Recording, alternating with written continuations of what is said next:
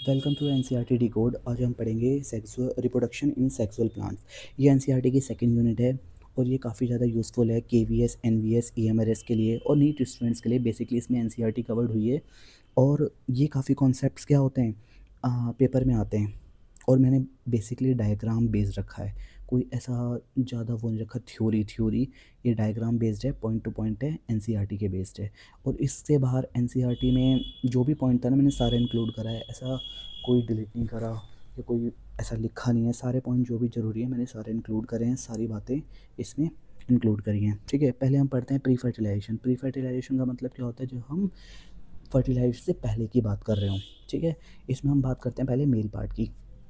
Stamen के दो parts होते हैं, एक क्या होता है फिलामेंट होता है, एक एंथर होता है। एंथर आपने देखा होगा जब भी फ्लावर में जो पाउडरी सब्सटेंस होता है ना, पीला वाला, पीला पीला, वो एंथर के अंदर क्या होते हैं, पोलन ग्रेन्स, उन्हें बोलते हैं हम ये मेल पार्ट। ठीक है, जो एंथर के पार्ट एंथर का डायग्राम देखो, ये क्या होता है, बाइलोब्ड होता है, टू थीका होते हैं, इसलिए उसे बोलते हैं डायथीशियस, ये ना बाइलोब्ड, एंड 4 माइक्रोस्पोरेंजिया होते हैं।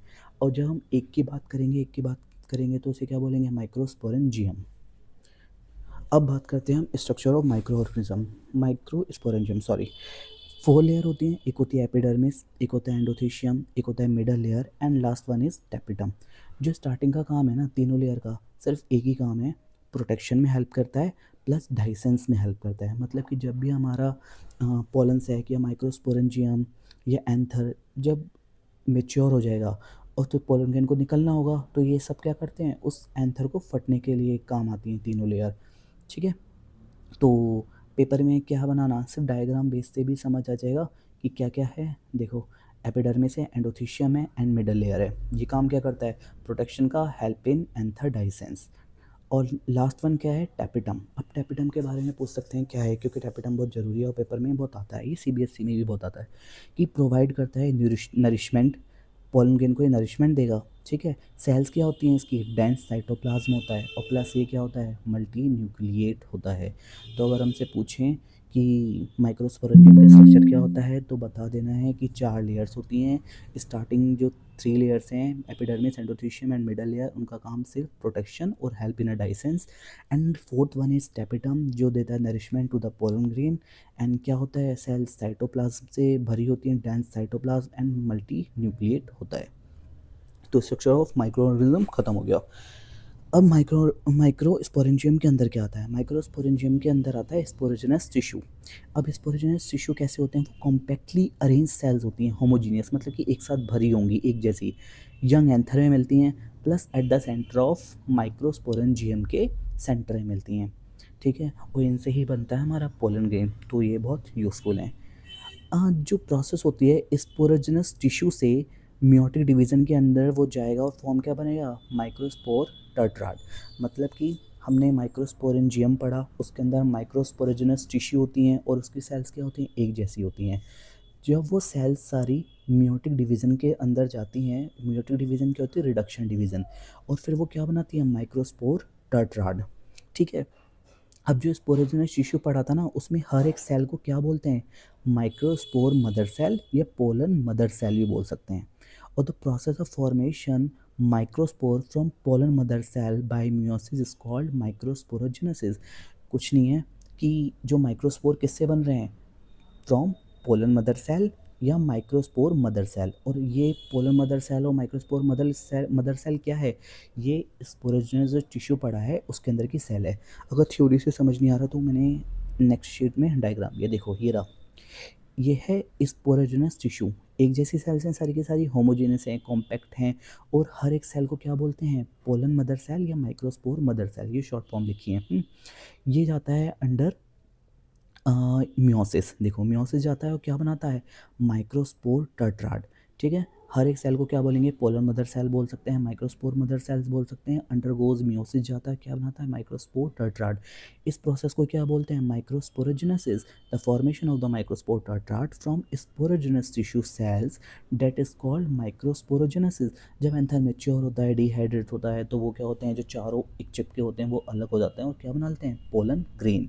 तो हमने इसमें अगर ज़रूरी बात पूछी जाए तो एंथर क्या होता है, बाइलोब्ड होता है, डायोथीशियस होता है, प्लस क्या होते हैं, 4 माइक्रोस्पोरेंजिया होते हैं, और एक होगा तो माइक्रोस्पोरेंजियम बोलेंगे, एक बोलना होगा तो।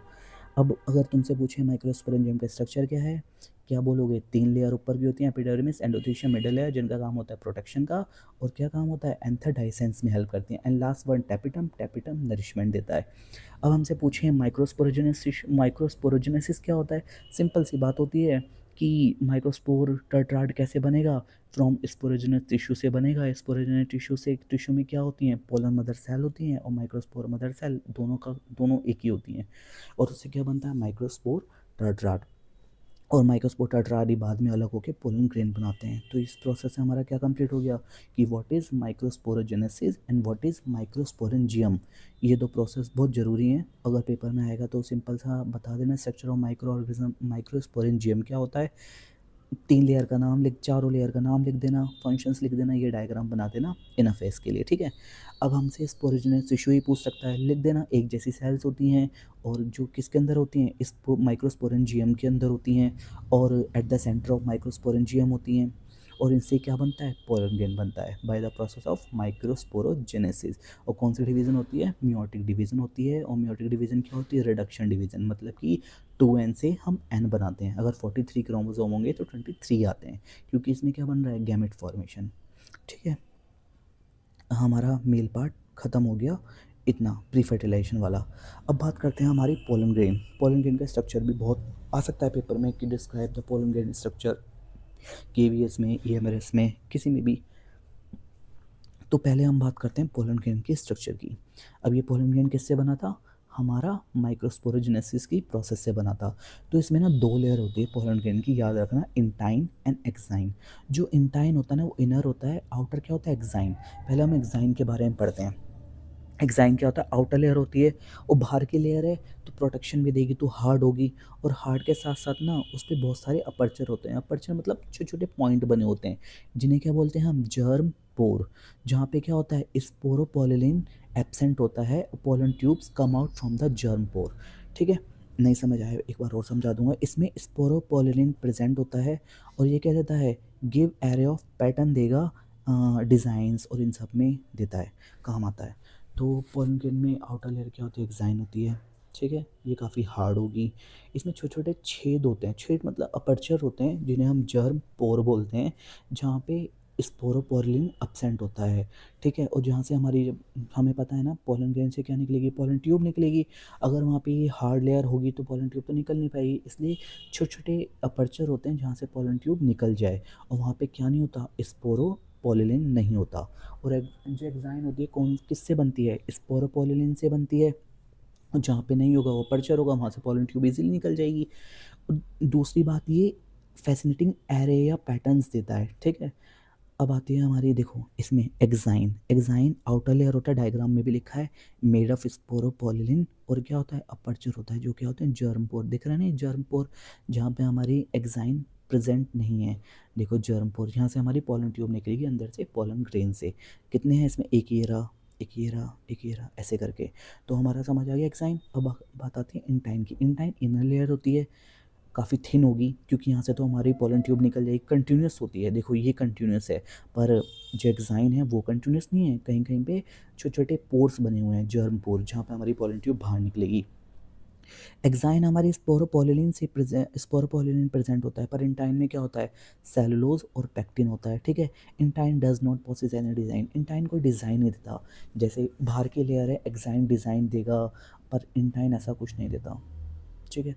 अब हमारा ना स्पोरोपोलिन ना बहुत ज़रूरी है और इम्पोर्टेंट भी है, ये हमें आना चाहिए, पेपर में पूछे तो पता होना चाहिए। स्पोरोपोलिन आ सकता है। स्पोरोपोलिन एक ऐसा सब्सटेंस है जो रेजिस्टेंस है ऑर्गेनिक मटेरियल कि जैसे कोई फ़र्क नहीं पड़ता ऑर्गेनिक मटेरियल की, कुछ भी डालो इस पर ये डिग्रेड नहीं होगा।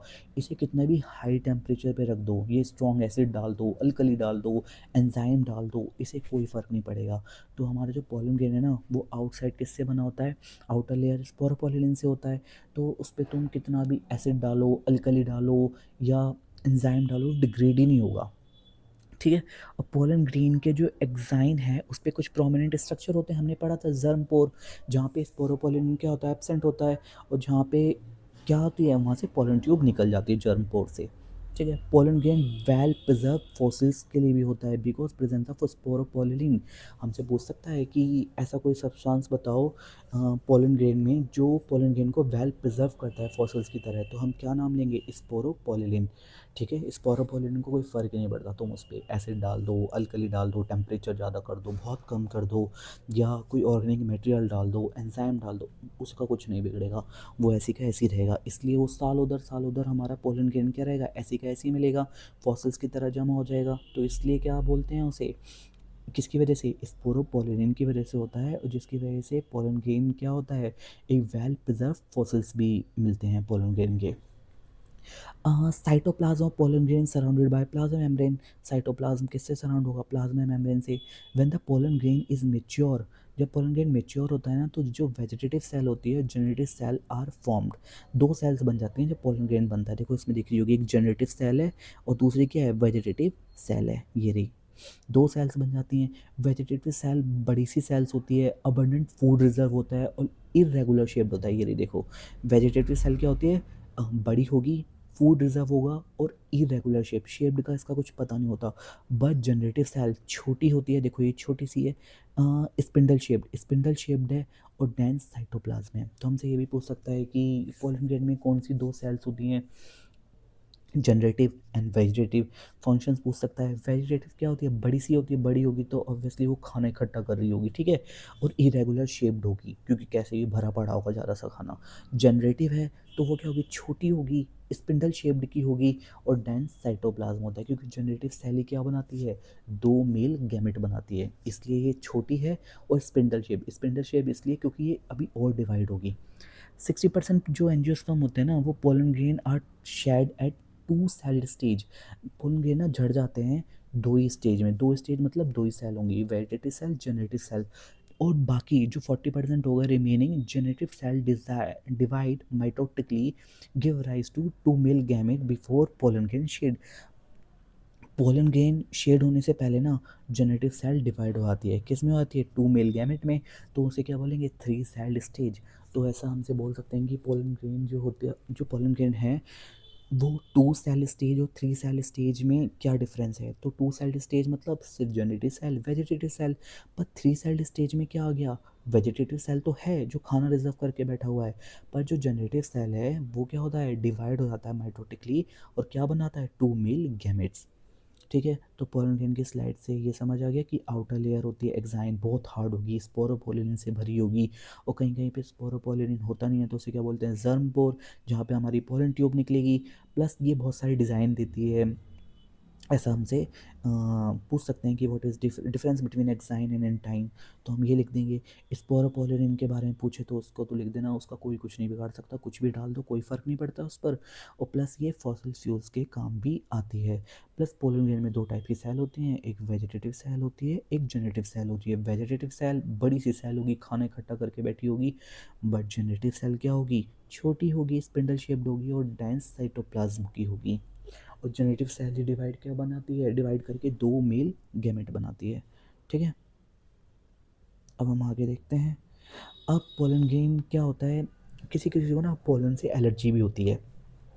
जैसे हम बोलते हैं ना, कभी कभी किसी को गर्मी में या सर्दियों में ज़्यादा छींक आने लगती हैं, क्योंकि डिफरेंट टाइप्स ऑफ पोलन ना उड़ते रहते हैं। तो कौन सी बीमारी हो सकती है पोलन ग्रेन से? अस्थमा और ब्रोंकाइटिस ये होता है। एक पार्थेनियम और कैरेट ग्रास है that come in India has a contaminant with the imported wheat. Wheat आ रहा था बाहर से, साथ में पार्थेनियम भी आ गया, जो क्या करता है? एलर्जी। तो हमसे पूछ सकता है कि ऐसा कौन सा पोलन ग्रेन है या प्लांट है जो इंडिया में आया है और जो पोलन एलर्जी करता है? वो क्या है? पार्थेनियम और कैरेट ग्रास है। इनके जो पोलन है ना, बहुत ज़्यादा एलर्जी करते हैं, खांसी कर देंगे, अस्थमा कर देंगे, ये सब। पोलन ग्रेन का एक और बहुत काम है, एक ज़रूरी काम है, ये न्यूट्रिएंट की तरह भी काम करता है, कि बहुत सारे न्यूट्रिएंट्स मिलते हैं, इसलिए लोग आजकल क्या यूज़ करते हैं? पोलन टैबलेट्स यूज़ करते हैं, क्योंकि बहुत सारे रिच न्यूट्रिएंट्स होते हैं इसमें। सिरप लेते हैं, और ये ना जितने भी हमारे एथलीट्स होते हैं या रेस हॉर्सेस होती हैं, उनमें लोग ना ये खा लेते हैं, क्योंकि इससे क्या होती है? हमारी परफॉर्मेंस अच्छी होती है। ठीक है, तो पोलन ग्रेन क्या होता है, एलर्जी भी करता है ये कहीं कहीं। देखो इसका डिसएडवांटेज हो गया। अगर एडवांटेज पूछे तो पोलन ग्रेन की एडवांटेज क्या होती है, टैबलेट्स बनती हैं, सिरप बनता है, बहुत सारे एथलीट्स यूज़ करते हैं, और बहुत सारे ये इसमें न्यूट्रिएंट्स होते हैं काफ़ी ज़्यादा।